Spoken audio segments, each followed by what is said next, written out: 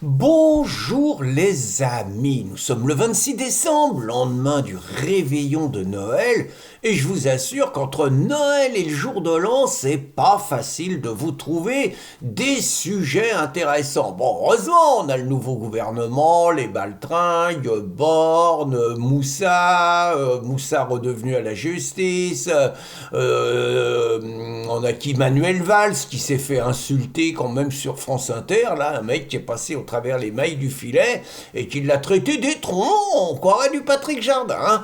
Donc bon, c'est bien, mais qu'est-ce que je peux vous trouver d'autre hein. Alors j'ai envie aujourd'hui de vous parler déjà un tout petit peu de 2025.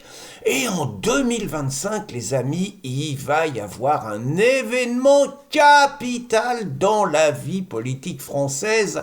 Un drame le 8 mars, journée internationale du droit des femmes.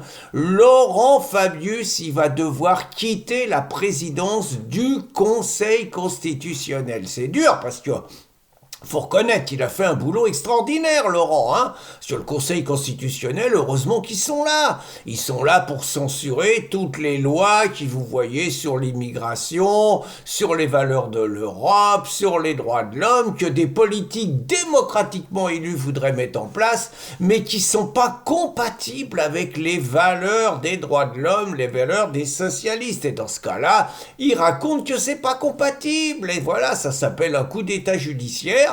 Mais ça continue à marcher. Donc Laurent Fabius, il a censuré on ne sait pas combien de lois. Il s'est permis de dire que si Zemmour arrivait à la tête du pays, il n'aurait pas le droit de mettre en place son programme, qu'il le censurerait. Vous voyez, un grand démocrate, un vrai socialiste. Faut reconnaître que le mec, il a une carrière extraordinaire. Hein, entre le sang contaminé, la présidence de la COP 21 à Paris et maintenant le Conseil constitutionnel, entre toutes les trahisons, mec à la tête de l'État français quand on était l'État islamique contre la Syrie. Enfin bon, le mec, il a un super palmarès, des fils bien placés chez McKinsey, mais c'est lui qui, comme Conseil constitutionnel, disait que toutes les atteintes aux libertés qui étaient pendant le Covid, c'était normal. Bah évidemment, il y avait McKinsey derrière, et il y avait le fiston qui était à la place, tout à la tête.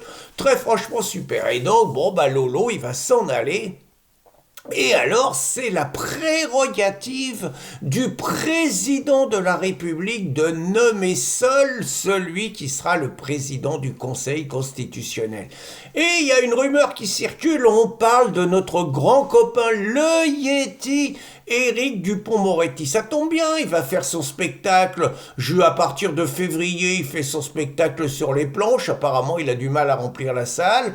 Hein, et puis, il sera libre au mois de mars. Et lui, c'est vrai que pour incarner quelque part la dictature des juges, le mépris du peuple, le mépris du suffrage universel, il est l'homme qu'il faut. Vous voyez, avec tout le mépris de la caste qu'on peut avoir, des mecs qui disent ouvertement que même si le peuple il décide que c'est ça qu'il veut, ils auront pas. Vous voyez, par exemple, il serait en Hongrie où Viktor Orban a demandé l'avis de son peuple sur l'immigration, ils auraient censuré Viktor Orban sans aucun problème, vous voyez.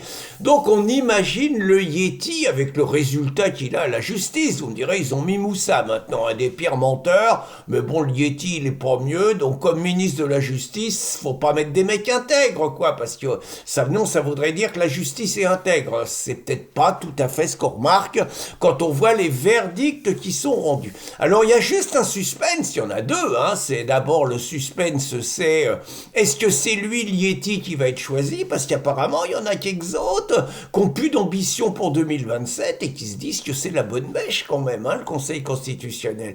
Mais il y a une autre question qu'on doit tous se poser, les amis, c'est le 8 mars 2025. Première question, Bayrou sera-t-il Premier ministre à Matignon? Et deuxième question qui suit, Macron sera-t-il toujours le président de la République si Bayrou saute? Et donc, qui va désigner, en admettant que ce ne soit pas le cas, qui va désigner le nouveau président du Conseil constitutionnel? Je dirais que c'est un petit débat histoire de s'amuser entre les deux tours, parce qu'il n'y a qu'une réponse, c'est ce truc-là, il faut s'en débarrasser au plus vite. Bonne journée les amis!